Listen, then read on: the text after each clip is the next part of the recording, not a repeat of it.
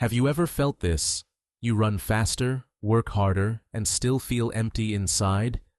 You chase more money, more likes, more praise, but peace still slips away. If that sounds familiar, this story is for you. In a busy city, there lived a young professional named Alex. Alex was smart, fast, and always online. Every morning started with notifications. Every night ended with a phone or a laptop. Alex believed happiness was at the top of a ladder called more. So Alex climbed. New goals, new titles, new numbers. One late evening, after missing another call from family, Alex walked home in the rain. By a quiet river, an old wanderer sat on a bench and fed the birds. "Cold night?" Alex said. "Yes," the wanderer said, smiling, "but the river does not mind." Alex sighed. "I push so hard." "Why doesn't peace stay?" The wanderer pointed to the water. "Watch how it moves. It does not force. It still finds a way." They sat in silence. Streetlights made long lines on the water. Raindrops hit the surface and faded. The next morning, Alex tried something small. Pause before pushing. When a teammate made a mistake, Alex listened first instead of lecturing. When a plan hit a wall, Alex looked for another path, like water around a rock. The team relaxed, and the room felt lighter. For the first time in years, work felt like cooperation, not a fight. Then, a bigger project arrived, with bigger goals and more praise. Old habits returned. Late nights, skipped meals, no rest. Alex said to the mirror, "Just a little more." But a little more turned into never enough. One night the room spun, and Alex collapsed at the desk. In a quiet clinic, a doctor said, "You pushed past your limits. You need to stop before you break." Rain tapped on the window. After that night, Alex went back to the river. The old wanderer was there with a paper cup in his hand. "I thought more would make me whole," Alex said. The wanderer filled the cup to the top and kept pouring. Water spilled over his fingers and onto the bench. "A full cup cannot receive," he said. He took a small pocket knife and scraped it on a stone until the edge chipped. "If you sharpen too much, it breaks." "Know what is enough," the wanderer said. "Then you are already rich." Alex whispered, "Maybe I had a lot, but I lacked peace." Alex set simple boundaries: focus at work and rest on purpose. Mornings started without the phone. Evenings ended without rushing. Alex led meetings like a steady river, clear direction, open for ideas. People felt safe to speak. Ideas traveled farther than force. Success began to follow, not because Alex chased it, but because there was space for it. Alex no longer needed to be the loudest voice in the room. Instead, Alex tried to be the calmest. Projects finished smoothly. Credit was shared. Stress went down. With Alex, teammates said, things work. That is quiet power. Lead in without shouting. Still, the world kept calling for more speed and more noise. Ads promised bigger lives on small screens. Numbers went up and down every day. Friends compared timelines and titles. Alex felt the pull again. The old ladder looked tall and bright.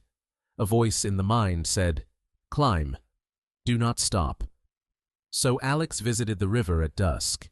The old wanderer sat alone, watching the current. "I feel the pull of more again," Alex said. "It's normal to feel it," the wanderer said, "but don't live inside it." He lifted the cup and left some space below the rim. "Leave room," he said, "for breath, for people, for peace." He set the knife down, not too sharp, not too dull. Sharp enough to serve, not to harm. He drew a straight line in the damp dust. It hit a stone and stopped. Then he drew a second line that curved around the stone and continued. "Don't worship straight lines," he said. "They look strong but break easily. A soft turn lasts longer. Alex walked home slowly. That night, Alex wrote 3 rules on a sticky note. Rule 1. Focus for 50 minutes, then rest for 10. Stand up, breathe, drink water, return. Rule 2. Spend 1 hour each evening with no screens. Walk, cook, call someone you love. Rule 3. Leave white space in the calendar. Do not schedule every minute. Keep time for thinking and for life. The first week felt strange. Hands reached for the phone by habit. The mind said, check one more thing. But Alex followed the rules. 2 weeks later, sleep came easier. The inner voice was calmer. Work was clearer. A teammate made another mistake. Old Alex would ask, why did you do that? New Alex asked, how can we fix this? The team relaxed and worked together. In a review meeting, Alex spoke last and thanked others first. The results improved. Pressure did not disappear. Deadlines still existed. Clients still called. Life continued as usual.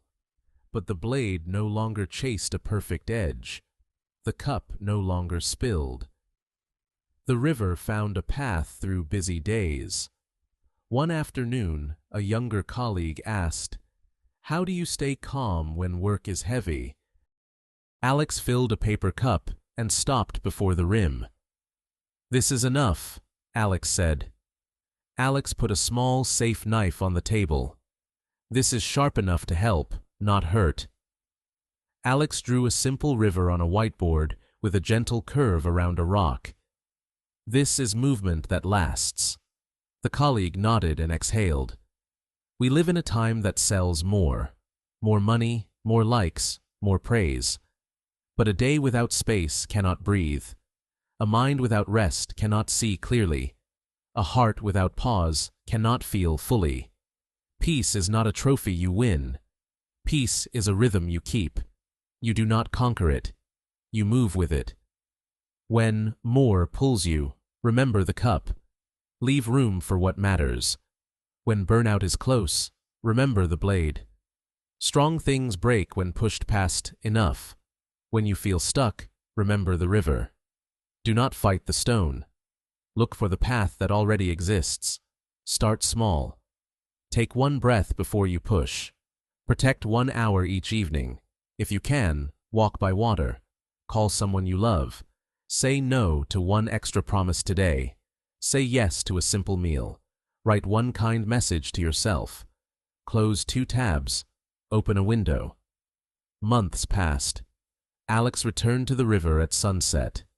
The wanderer was not there, but the current still moved and made a soft sound. Orange light touched the surface and drifted downstream.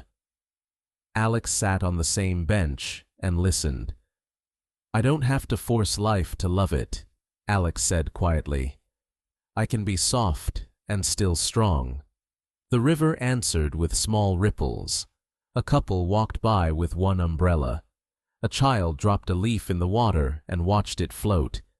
A cyclist fixed a loose chain and smiled at a passerby. No one announced success. No one shouted about goals. Still, things moved forward. Alex thought about the ladder called more, tall and shiny with no end. Then Alex thought about the river, patient and alive, reaching the sea without hurry.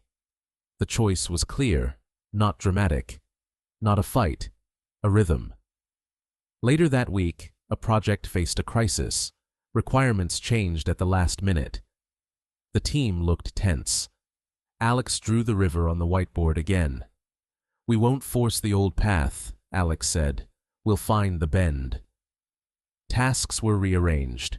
1 promise was dropped. 3 were kept. The client calmed down.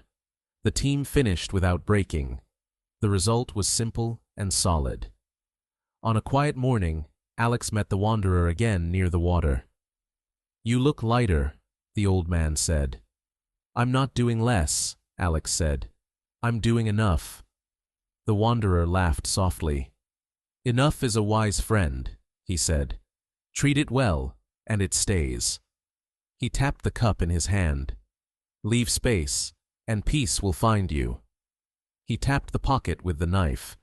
Keep your edge to serve, not to cut yourself. He nodded toward the river. Move with what moves.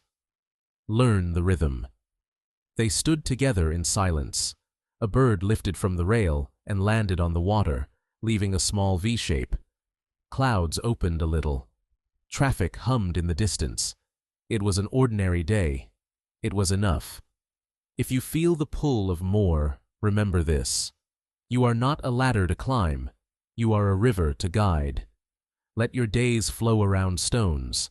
Let your plans bend when needed. Leave space in your cup for breath, people, and quiet. Know what is enough, and let peace in.